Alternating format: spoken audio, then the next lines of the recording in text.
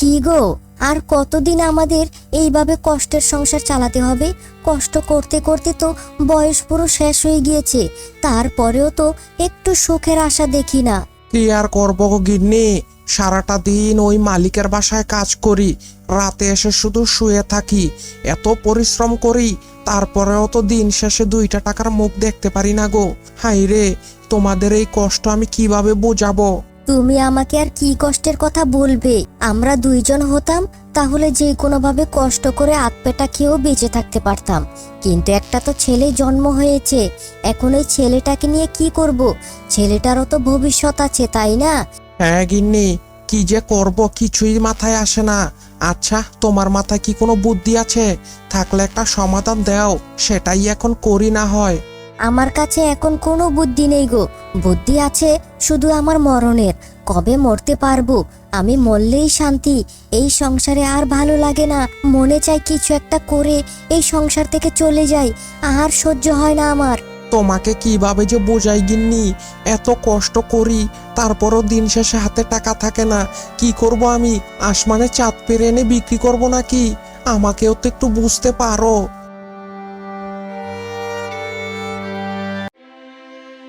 আরে রমেশ দাদা, কতদিন পরে দেখা হলো, কেমন আছো তুমি? এই তো রে, আছি তো, তোদের ধোয়ায় মোটামুটি ভালোই আছি। তা তুই কেমন আছিস? তোর দিনকাল কেমন চলছে? আমার আর দিনকাল এই তো কোনো মতো 2 বেলা খাচ্ছি আর ঘুমাচ্ছি। ছেলেটাও আস্তে আস্তে বড় হচ্ছে, তার ভবিষ্যৎ কি হবে কে জানে। তোরে কি একা সমস্যা নাকি?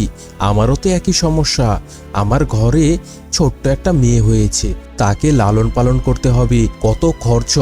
আর এদিকে দেখ, সংসারে আমার কোনো টাকা পয়সা আয় উন্নতি নেই। 1 বেলা আনি, 3 বেলাও ঠিকঠাক মতো খেতে পারি না। হায় রে কষ্ট আমাদের। কি আর বলবো, করি তো ওই যোগালি কাজ যা করি।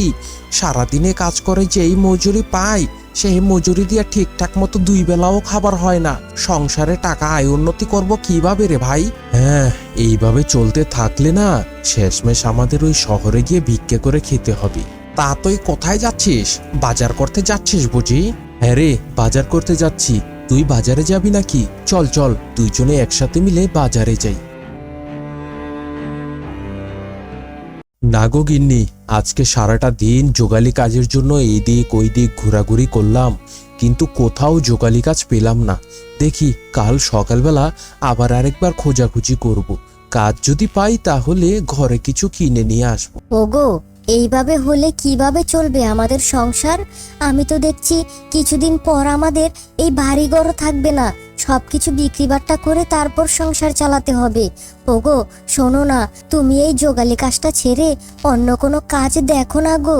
আমি আর কি করব গো গিন্নি, এই যোগালি কাজ ছেড়ে যদি এখন একটা ব্যবসা বাণিজ্য ধরতে যাই, তাহলে তো পুঁজি লাগবে। পুঁজি ছাড়া কিভাবে ব্যবসা করবো গো গিন্নি বলো? তাই বলে কি এইভাবে আশা হারিয়ে ফেলবে? আশা হারিও না গো, তুমি কিছু একটা করো। দেখো না, কিছু একটা উপায়ের আশা করলে অবশ্যই সেই রাস্তা খুলে যাবে। তুমি কিছু একটার ব্যবস্থা করো গো, এই যোগালি কাজ ছেড়ে অন্য কোনো কিছু ধরো। হ্যাঁ গিন্নি, কষ্ট তো আর কম করছি না। তারপরেও তুমি যেহেতু বলেছ, তাহলে আমি আমার সর্বোচ্চ চেষ্টা করব। ওই নগেনের সাথে কথা বলে দেখি। নগেনও তো খুব বেকার, নগেন আর আমি মিলে কিছু একটা মিলে করতে পারি কিনা।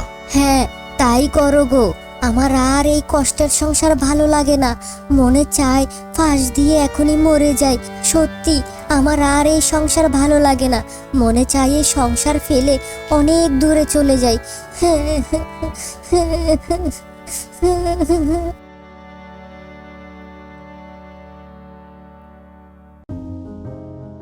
হারাধন কাকা, ও হারাধন কাকা, আমাদের 2জনকে 2 কাপ চা দাও। আচ্ছা আচ্ছা ঠিক আছে, তোমরা বসো, আমি এখনই বানিয়ে দিচ্ছি।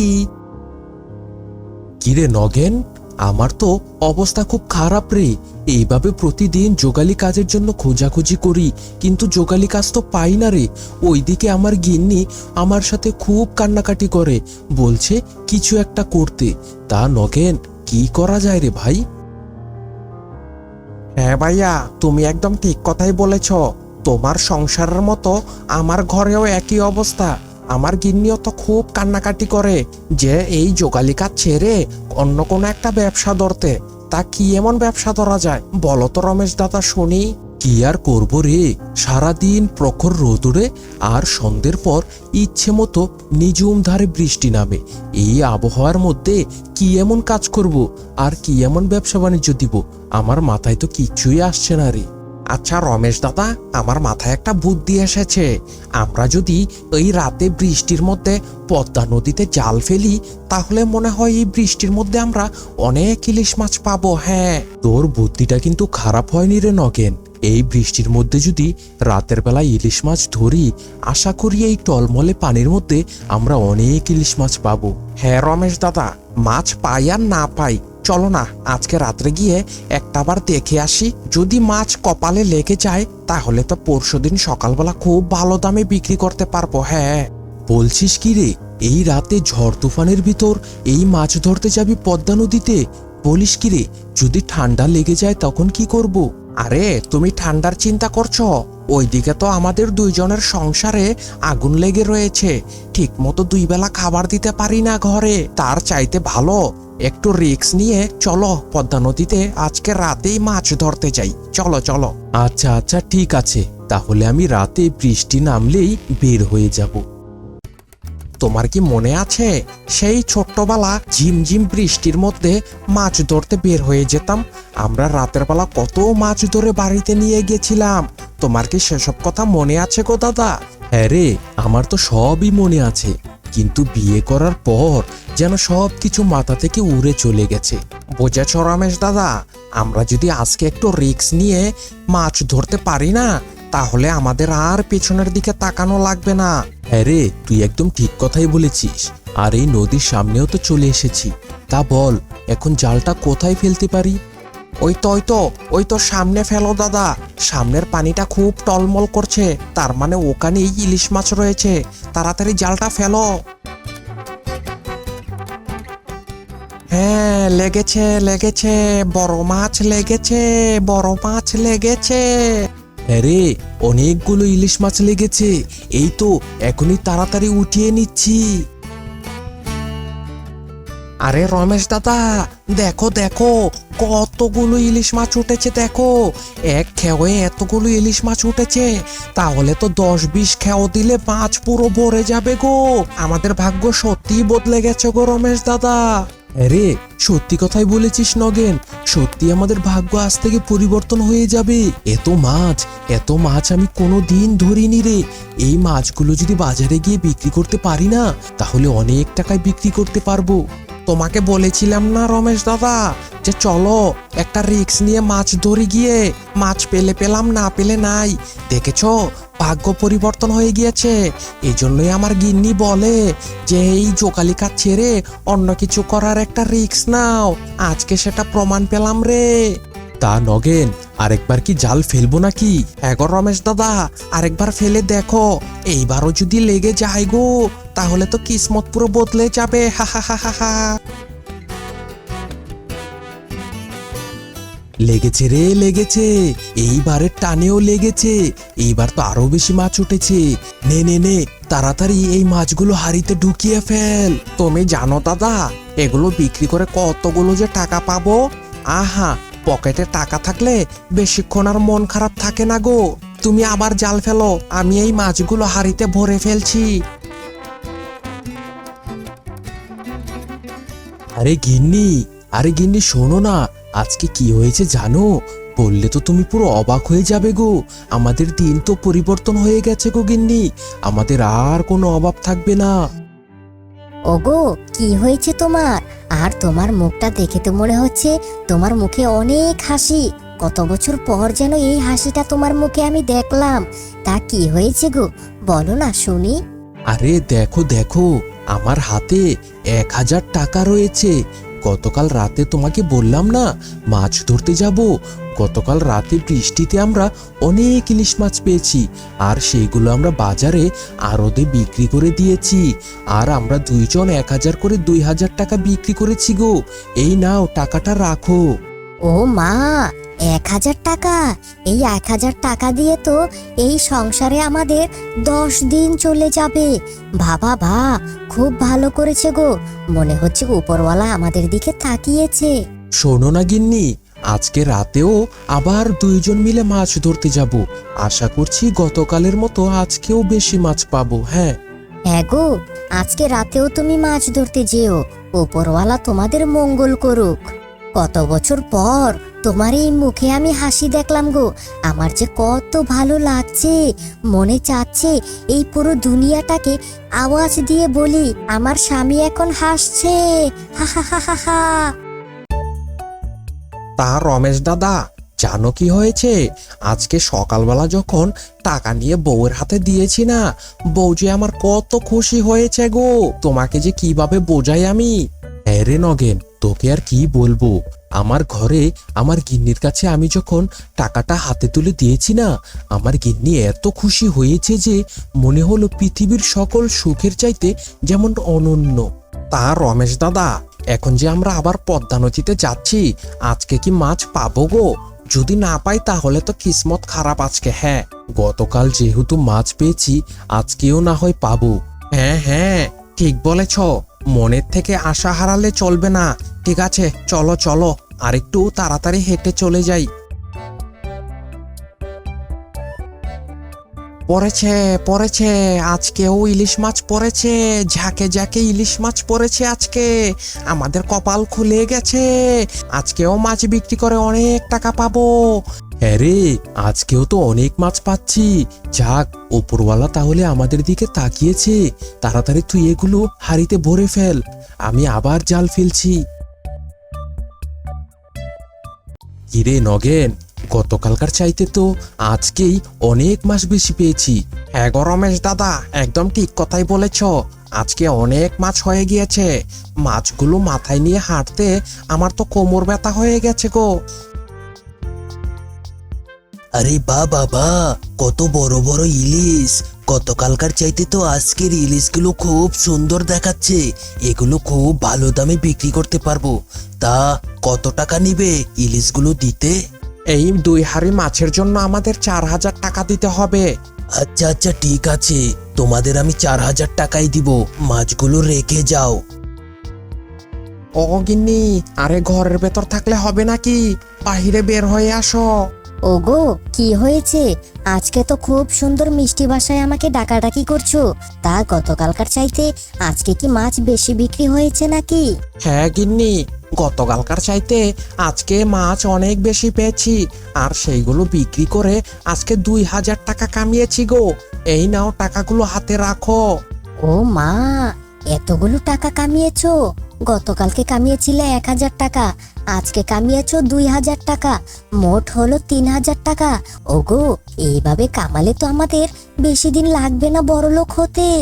হ্যাঁ গো গিন্নি, কি আর বলবো তোমাকে। মাছ আনতে দেরি, আরো তো বিক্রি হতে দেরি হয় না। উপরওয়ালা আমাদের দিকে তাকিয়েছে গো গিন্নি। হ্যাঁ গো, তাহলে তো খুব ভালোই হয়। এখন আর আমাদের কষ্ট করে সংসার চালাতে হবে না। এত বছর অনেক কষ্ট করেছি গো, অনেক সহ্য করেছি। এখন মনে হচ্ছে উপরওয়ালা আমাদের সুখেই রাখবেন। তুমি কোনো চিন্তা করো না গিন্নি। আমাদের এই টাকাগুলো ভালো করে জমিয়ে 2জন মিলে একটা ভালো ট্রলার বানাবো। আর এই সেই ট্রলার দিয়ে লোকজন নিয়ে মাছ ধরাবো। আর সেই মাছ আড়তে আমরাই বিক্রি করব গিন্নি। আস্তে আস্তে আমরা ব্যবসা শুরু করব। হ্যাঁ শোনো রমেশ দাদা, তোমাকে একটা কথা বলার ছিল। আমরা তো প্রতিদিন ওই আড়তে মাছ বিক্রি করে দেই, কিন্তু আড়তদাররা আমাদের থেকে মাছ কিনে তারা এর দ্বিগুণ দামে মানুষের কাছে বিক্রি করে। তাই ভাবছিলাম কি, আজকে যেই মাছ পাবো সেই মাছ আর আড়তে বিক্রি করব না, সোজা আমরা একটা দোকান নিয়ে বসে পড়বো আর মানুষের কাছে একটু কম দামে বিক্রি করে দিব। তাহলে আমরা খুব ভালো টাকা আমদানি করতে পারবো গো। হ্যাঁ রে, তুই একদম ঠিক কথাই বলেছিস। ওই আড়তদার আমাদের থেকে অর্ধেক দামে কিনে নেয় আর লোকজনের কাছে তার দ্বিগুণ দামে বিক্রি করে। আমরাই যদি দ্বিগুণ দামের একটু কম দামে বিক্রি করতে পারি, তাহলে তো আমাদের আরো অনেক টাকা প্রফিট হবে। ওই আড়তদার আমাদের দিকে কিভাবে ট্যাপ ট্যাপ করে তাকিয়ে আছে। ওই শালা হারামজাদা তাকিয়ে থাকুক, আমরা আর ওই আড়তে কোনো মাছ বিক্রি করব না। নিজেরাই দোকান খুলে নিজেরাই বিক্রি করব।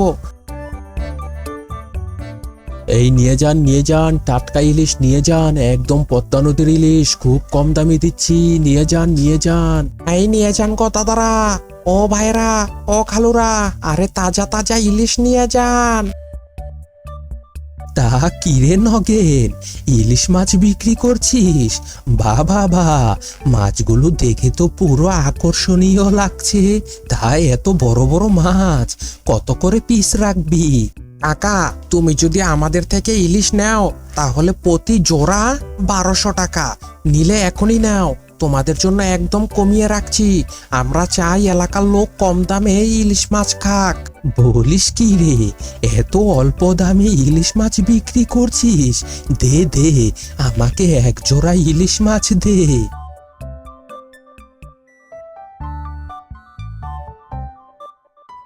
আরে নগেন, তোর কথাটাই তো ঠিক ছিল।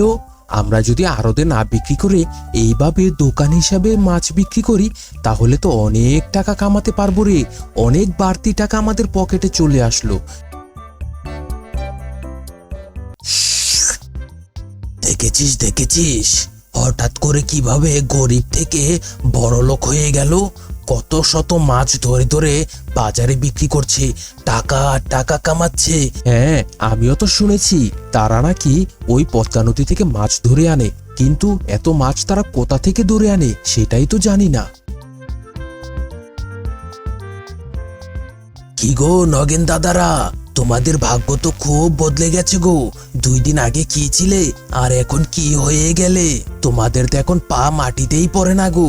আর আমাদের ভাগ্য দেখো, এখনো তো পরিবর্তন হওয়ার কোনো নামই নিচ্ছে না। তা কিরে হাসেম, তোরা কি কাজ করবি? তোদের জন্য আমরা নতুন একটা ব্যবসার সিস্টেম করেছি। আমাদের আন্ডারে যদি কাজ করতে চাস তাহলে বলিস। এগো নগেন দাদা, কাজ করব না মানে? পরিবারে একবেলা খাবার জোটালে 2 বেলা খাবার জোটাতে পারি না। কি কাজ আছে দেও, আমরা সবাই করব। শোনো, আমরা দুইজন মিলে ভালো দেখে একটা ট্রলার বানাচ্ছি। সেই ট্রলার দিয়ে আমরা পদ্মা নদীর মাঝখান থেকে মাছ ধরে নিয়ে আসব। আমাদের কিছু কারিগর লাগবে, তাই তো ভাবছি তোমাদের 3 জনকে নিয়ে আমরা মাছ ধরতে যাব। তোমরা জাল টানবে আর মাছ ধরবে, আর সেই মাছ আমরা পুরো 5 গ্রামে বিক্রি করব। এগো রমেশ দাদা, অবশ্যই তোমার সাথে কাজ করব। আর আমরা জানি তোমরা 2 জন খুব সৎ লোক। আমরা আস্তে আস্তে কাজ করব, তারপর এর দেখা দেখি আরো অনেক গ্রামের লোকজন কাজ করবে। সবার অর্থনৈতিক অবস্থা ভালো হয়ে যাবে।